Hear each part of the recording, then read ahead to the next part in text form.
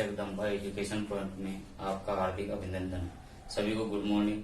आप सभी अच्छे होंगे क्योंकि अभी कोविड-19 महामारी बहुत भयंकर चल रही है, इसलिए इसको देखते हुए आप लोग घर पर ही बैठे बैठे पढ़ाई करें। तो आज पढ़ेंगे अपन गणित। सबसे ज्यादा लोग कहते हैं कि गणित कठिन है, लेकिन ऐसा कुछ भी नहीं है। कहते हैं कि शेर की तरह, जैसे शेर होता है ना जंगल का राजा, वैसे गणित कठिन है, ऐसा कुछ भी नहीं है। आप लगातार इसको थोड़ी थोड़ी देर यानी डेली का आधा घंटा भी आप पढ़ते हो तो ये मान के चलो कि आराम से सरल हो जाएगी। लिखा हुआ रहता है गणित में सरल कीजिए, लेकिन गणित एक वैसी सरल ही है, इतनी कठिन नहीं है।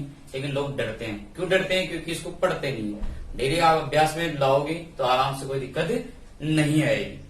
तो आज पढ़ेंगे अपन गणित। गणित तीन प्रकार की होती है। एक होती है अंक गणित, एक होती है अंक गणित, दूसरी होती है बीज गणित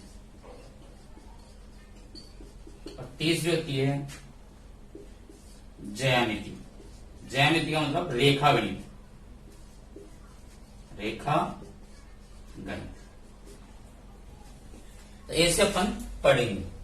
सबसे पहले बात करते हैं अपन कि अभी चल रही है वर्तमान में एक तो रिट की वैकेंसी और एक पटवार की।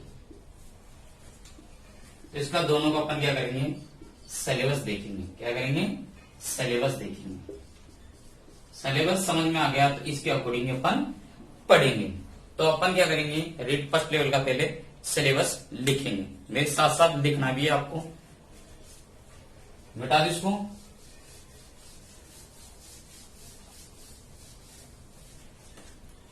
तो क्या करना है? रेट फर्स्ट लेवल का सिलेबस है पहला।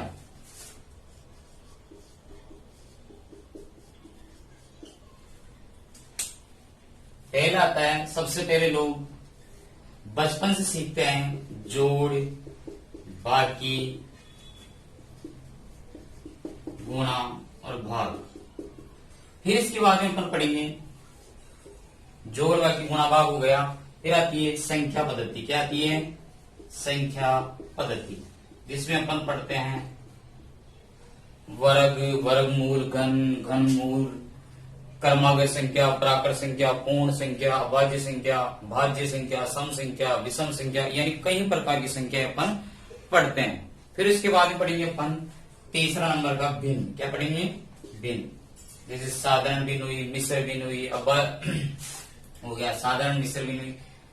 वैसे फिर चौथा नंबर आता है एकीक नियम। क्या आता है? एकीक नियम।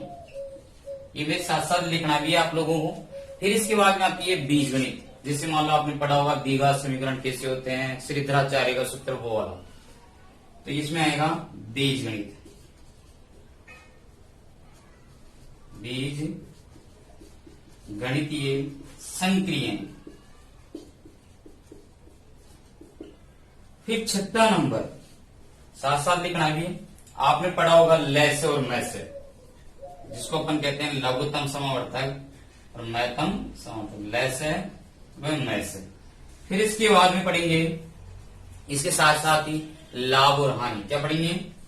लाभ हानि। लाभ हानि किस पर होती है? आपने पढ़ा होगा कि ब्याज या तो कम मिलता है या ज्यादा होता है। तो अपन पढ़ेंगे 8वां नंबर का साधारण ब्याज, जिसको अपन कहते हैं सरल ब्याज भी कहते हैं। आप लोगों की चक्रवृद्धि ब्याज नहीं है। यहां तक का हो गया। फिर पढ़ेंगे अपन औसत,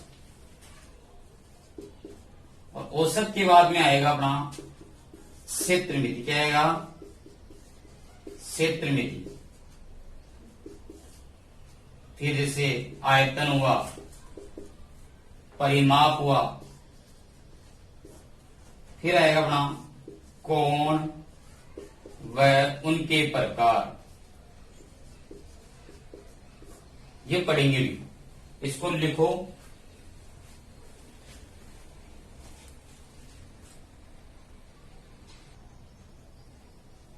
सबने उतार लिया होगा, मिटा देंगे। ये सारे ग्रेड फर्स्ट लेवल का सिलेबस है, जोड़ बाकी गुणा भाग। दूसरा है संख्या पद्धति, तीसरा है भिन्न, चौथा है एकिक नियम, पांचवा है बीजगणितीय संक्रिया है, फिर है लैसे में से, लाभ हानि, साधारण ब्याज, औसत, क्षेत्रमिति, क्षेत्र जैसे मान लो कमरे का हुआ, दीवारों का हुआ, चबूतरे का हुआ, आयतन और परिमाप, फिर कोण व उनके प्रकार, ये सारे अपन पढ़ेंगे। टॉपिक वाइज पढ़ेंगे, ऐसी कोई दिक्कत नहीं है। आज छोटी सी चीज सिखा देता हूं मैं।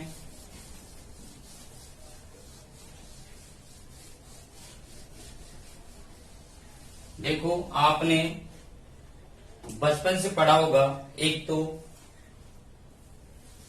संख्याएं जिसको अपन कहते हैं इकाइकांक, दहाइकांक, सैकड़ा, ऐसे, तो ये आता है संख्याएं। इकाई में कितनी संख्या होती है? एक संख्या होती है। इकाई में कितनी संख्या होती है? एक होती है भी। दहाई में कितनी होती है? दहाई में दो संख्या होती है। सैकड़े में कितनी होती है? तीन होती है। 1000 में 4 होती है। 10,000 में 5 होती है। फिर अब इसके बाद में आता है लाख या 1 लाख, तो इसमें होती है 6 संख्या। फिर इसके बाद में 10 लाख, 10 लाख में कितनी होती है? 7। इकाई में 1 होती है, दहाई में 2 होती है, सैकड़े में 3 होती है, 1000 में 4 होती है, 10,000 में 5 होती है, 1 लाख में 6 होती है, 10 लाख में 7 होती है। लाख के बाद में ऐसे याद कर लो, इकाई, दहाई, सैकड़ा, हजार, 10,000, लाख, 10 लाख। फिर इसके बाद में आता है 1 करोड़ में कितनी होगी? 8। फिर आएगा 10 करोड़, इसमें होगी 9।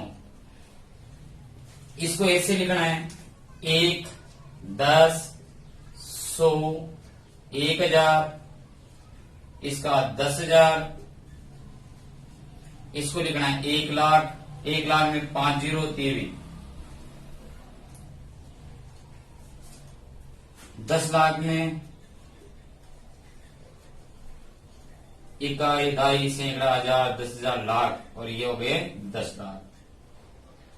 इसमें 8 संख्या बताई मैंने, तो 1 और 8 यानी 7 जीरो लगा, 1, 2, 3, 4, 5, 6 और 7। इकाई, दहाई, सैकड़ा, हजार, 10,000, लाख, 10 लाख और करोड़। और इसी प्रकार से क्या करेंगे अपन? 10 करोड़। तो 9 कर दो, 2, 3, 4, 5, 6, 7 और ये 8। 8 जीरो हो गई और एक संख्या हुई। इकाई, दहाई, सैकड़ा, हजार, 10,000, लाख, 10 लाख, करोड़ और 10 करोड़। तो ऐसे अपने को पढ़ना है। करोड़ के बाद में अरब, 10 अरब, खरब, 10 खरब, नील, 10 नील, पदम, 10 पदम, इस प्रकार से कंटिन्यूशन जाती है। लेकिन आप लोगों यहां तक पूछा जाता है, यहां तक का उतारो, फिर थोड़ा आगे बताते हैं।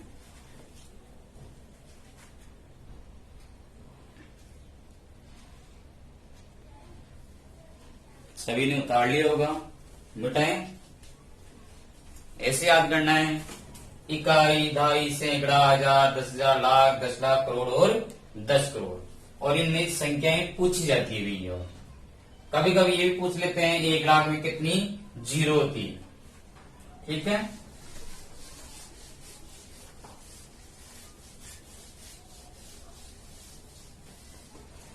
फिर आगे अपन पढ़ेंगे नहीं, वर्ग और वर्गमूल। वर्ग और वर्गमूल, वर्ग और वर्गमूल। जैसे आपने कभी कोई पेड़ देखा होगा, जो पेड़ की टहनियां होती है, डालियां होती है, उनको तो कहते हैं वर्ग। और ये मान लो उसका एक नीचे से जो जड़ी होती है उसको कहते हैं मूल। तो मूल देखना है। जैसे पूछ लेते हैं 16 का वर्गमूल, मूल का मतलब है 4, 4 का स्क्वायर करेंगे तो उसको कहेंगे वर्ग। तो वर्ग की परिभाषा लिख लेते हैं अपन, किसी भी संख्या को, किसी भी संख्या को, किसी भी संख्या को उसी संख्या से, उसी संख्या से, उसी संख्या से गुणा करना, किसी भी संख्या को उसी संख्या से गुणा करना, वर्ग कहलाता है, कहलाता है। देखो जैसे 2 को 2 से गुणा करा तो 4, जैसे 2 को 2 से गुणा करा तो 4। ये पूछ लेते हैं कि 2 का वर्ग कितना होगा, 4। मान लो आपको पूरे 3 को 3 से गुणा करे तो 9, तो 3 का वर्ग कितना होगा, 9। 3 का वर्ग पूछे तो कितना होगा, 9 होगा। जैसे मान लो अंडूड होता है, ये अंडूड होता है जैसे 16 का अंडूड कितना होगा, प्लस माइनस का 4, इसको कहेंगे वर्गमूल। इसको मान लो ऐसी संख्या नहीं आती और ये ऐसे आ जाता है जैसे 16, यहाँ ब्रैकेट बंद 1/2, इसका मतलब भी क्या हो गया, वर्गमूल। क्या हो गया इसका मतलब भी, वर्गमूल। आप लोगों को समझ में आ गया होगा। और फिर भी मान लो नहीं आता है तो आप लोग कमेंट कर दो, ऐसी कोई दिक्कत नहीं, उसका सोल्यूशन में भेज दूंगा या अगली क्लास जिससे पढ़ाऊंगा बता दूंगा। अब देखो अपन क्या पढ़ेंगे आगे, उतार लिया होगा।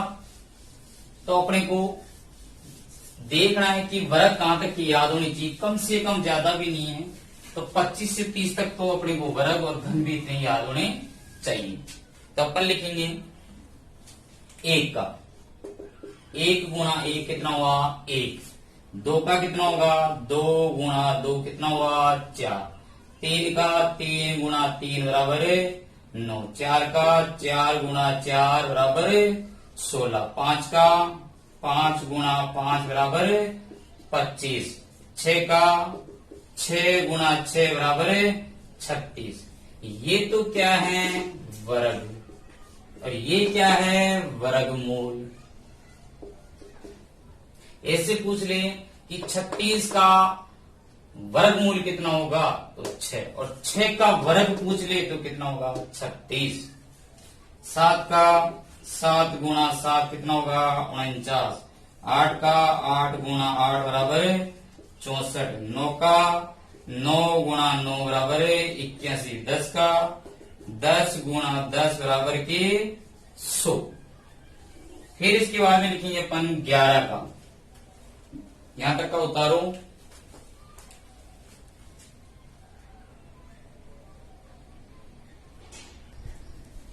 लिख लिया होगा। 10 तक के सभी को याद होना चाहिए। 1 का 1, 2 का 4, 3 का 9, 4 का 16, 5 का 25, 6 का 36, 7 का 49, 8 का 64, 9 का 81, 10 का 100। यानी ये वाली संख्या होती है ना, ये वाली, ये सारी कौन सी संख्या कहलाती है भी, पूर्ण वर्ग संख्या। कौन सी कहलाती है, पूर्ण वर्ग संख्या कहलाती है। आपकी संख्या पद्धति में अपन पढ़ेंगे। 11 का स्क्वायर की बात करते हैं तो 11 का होगा 11 गुणा 11 बराबर कितना होगा, 121। 12 की बात करें, 12 गुणा 12 बराबर 144। 13 की बात करें, 13 गुणा 13 बराबर 169। 14 की बात करें, 14 गुणा 14 बराबर के 196। 15 की बात कर लो तो 15 गुणा 15 कितना होगा, 225। 16 की बात कर लो, 16 गुणा 16 कितना होगा, 256। 17 की बात कर लो, 17 गुणा 17 कितना होगा, 289। 18 की बात कर लो, 18 गुणा 18 कितना होगा, 324। 19 की बात कर लो, 19 गुणा 19 कितना होगा, 361। 20 की बात करो, 20 का स्क्वायर होगा 20 गुणा 20। ऐसे ध्यान नहीं रहता तो देखो भी 2 को 2 से गुणा करें 4, कितनी जीरो, 1 और 2, तो 2 जीरो लगा दो। यहां तक का क्लियर हो गया होगा। ऐसी कोई दिक्कत हो तो बता देना। 11 का स्क्वायर होता है 121, 12 का होता है 144, 13 का होता है 169, 14 का होता है 196, 15 का होता है 225, 16 का होता है 256, 17 का होता है 289, 18 का होता है 324, 19 का होता है 361, 20 का होता है 400। फिर इसके बाद में करते हैं अपन आगे वाला। आगे वाला करेंगे भाई 21 से। कहां से करेंगे, 21 से। ये सारी संख्या होती है पीछे वाली, ये पूर्ण वर्ग संख्या कहलाती है। और ये ध्यान रखना, ये लास्ट वाली इकाई का अंक, ये कौन सी है, पूर्ण वर्ग संख्या है भी। अब देखो इसके बाद में 21 की बात करते हैं। 21 गुणा 21 कितना होगा, 441।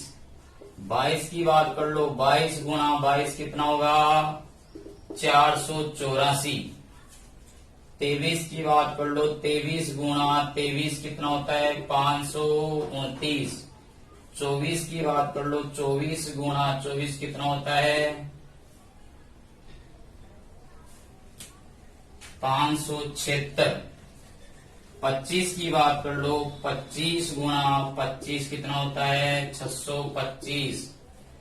फिर उसके बाद में बात करेंगे 26 की, 26 गुणा 26। ऐसे याद नहीं है तभी इससे ऊपर वाला देख लो क्रम से, ठीक है। तो ये कितना है 76, यही क्रम चलता जाएगा अभी ऊपर तक। 76 लिख दो और यहां पर आ जाएगा बड़ा, यहां पर 6 है तो यहां पर भी 6। 27 की बात कर लो तो 27 गुणा 27 कितना होगा, इससे ऊपर वाला गुणा कर लो तो ये लिख लो 29, तो यहाँ आ जाएगा 729। फिर इसके बाद में 28 की बात कर लो तो 28 गुणा 28 की बात करते हैं तो कितना होगा, इससे ऊपर वाली संख्या देख लो, ये वाली कितनी है 84, तो कितनी होगी, दो दो संख्या आती है देखो 6 6 7 और 7। फिर कर लो अपनी 29 की बात, तो 29 गुणा 29 कितना होगा, यहां पर देखो कितना है 41 है, और यहां पर 6 6 7 7, तो यहां पर क्या आ जाएगा 8 आ जाएगा 841। फिर इसके बाद में चलेगा अपना 30। 30 का क्या हो जाएगा भाई, 30 गुणा 30 कितना हो जाएगा 900 हो जाएगा। इस प्रकार से अपन आगे तक की संख्याएं ज्ञात कर सकते हैं। कोई दिक्कत हो तो बता देना, कमेंट कर देना, ठीक है। और आपको ये क्लास अच्छी लग रही हो तो लाइक शेयर और सब्सक्राइब जरूर करें। धन्यवाद।